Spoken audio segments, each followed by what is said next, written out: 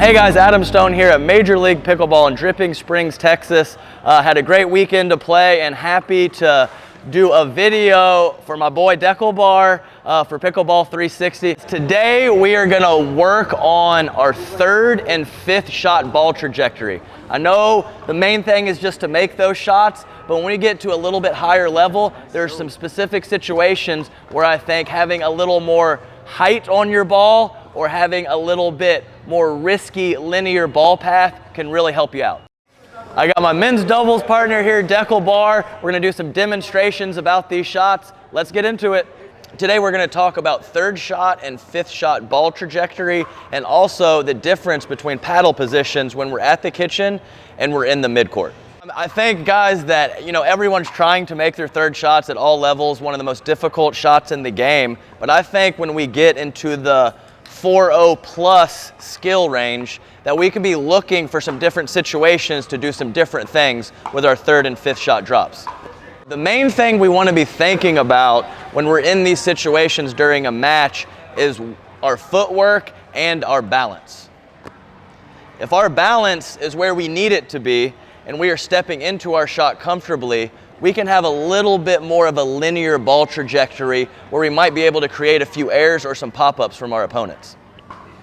When our balance is a little off, maybe we're on our back foot, maybe we are on the stretch here, it is much better, in my opinion, to be a little bit safer with our ball trajectory and get a little more air underneath it so that we can get ourselves in better position. It really helps. So guys, let's take a look at a few of these situations. We'll start off with Deckel, my esteemed colleague here, hitting me a few third shots and right in front, very comfortable, very balanced. I'll be stepping right into them and pushing them through a little bit more instead of lifting them higher, that we'll talk about later.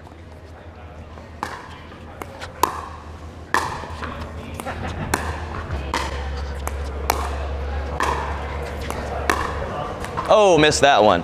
But as you can see with the first couple that I hit there, I was looking to push through the ball a little bit more. Now we're gonna take a look at a couple situations where I'm a little bit off balance, where Deckel's pushing me backwards, and I'm gonna be a little bit safer and lift the ball more than pushing it up.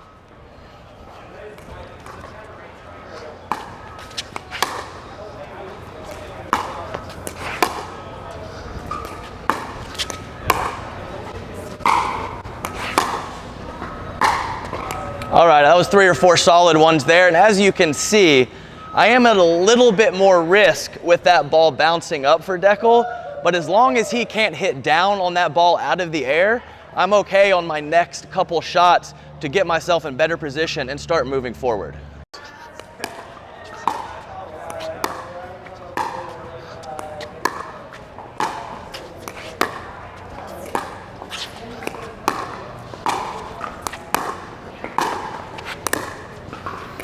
Okay, now I'll be a little safer.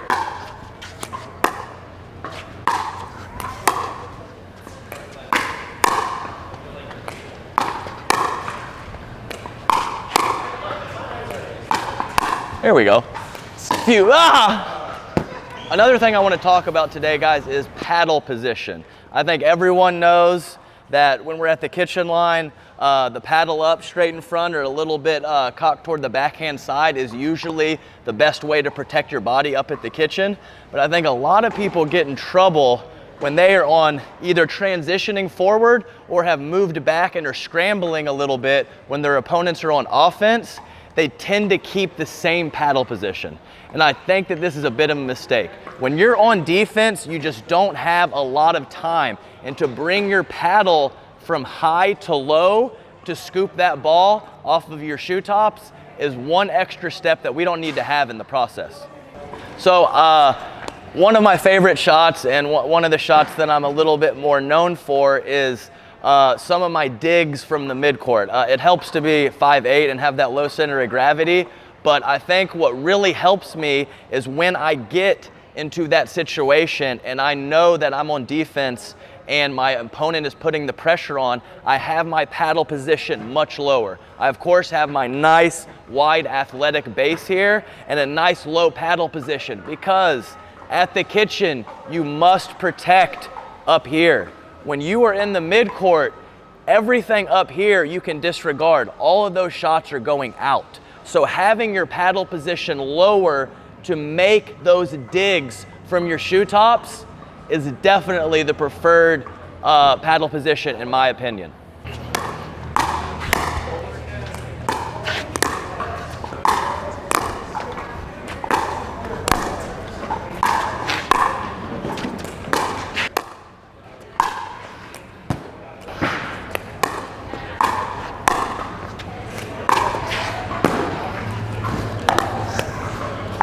Okay guys, so I think that after those couple demonstrations there, I think you can see what I'm talking about, where having that paddle low really helps you dig those balls, and you can disregard those shoulder high shots because they have no chance of going in given your court position.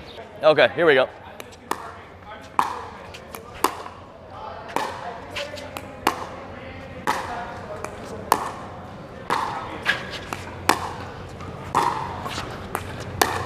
Deckel's giving me some nice shots here. I got my nice footwork. I'm stepping into all these. I am never on my back foot for all these shots.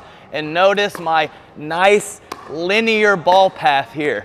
I can have a little bit more risk, and I think I'm gonna get a decent reward because I'm in a set, stable position. All right, do some harder ones. Deckel's putting a little pressure on me here. I'm having to hit a lot of these off my back foot. And notice the height of my ball here. It's much higher than those previous shots. A lot safer, a lot more difficult shot. It is not worth the risk that I was taking earlier. Nice shots, Deckel. Get there! Ah! We could go up to the midcourt. All right, guys. Notice the starting position of my paddle. Always low. Using my legs as much as possible. Nice and wide base.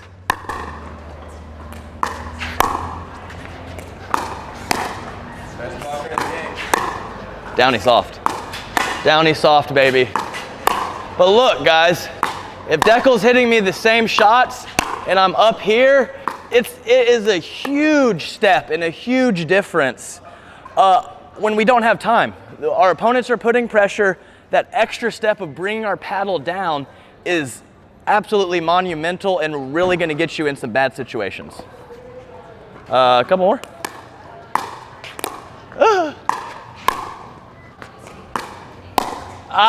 Too good, too good. I guess we can do a couple of let them fly. Yeah, so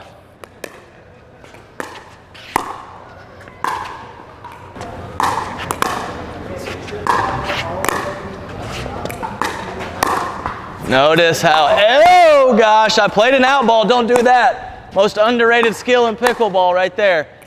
Let those out balls go. Just like that. Also, having that nice low center of gravity and really getting low with your legs and wide really helps you in the midcourt, not only to have a quality shot, but also much easier to let those balls go out when your opponents do hit them too hard. Notice, guys, having that paddle position low does not hurt you in this situation when your opponents are hitting hard shots, because you can disregard your chest and above. All of those shots are going out. You don't have to worry about it. Up at the kitchen line, we definitely need to worry about it. But back here in the midcourt, we can get away with it, and I think it's a really important addition that you can make to your game. But I also had that nice split step and that wide athletic base right before the contact of my opponent. I think that's very important to find that athletic position, whatever that may be, and get yourself set before your opponent makes contact when you're in that defensive position.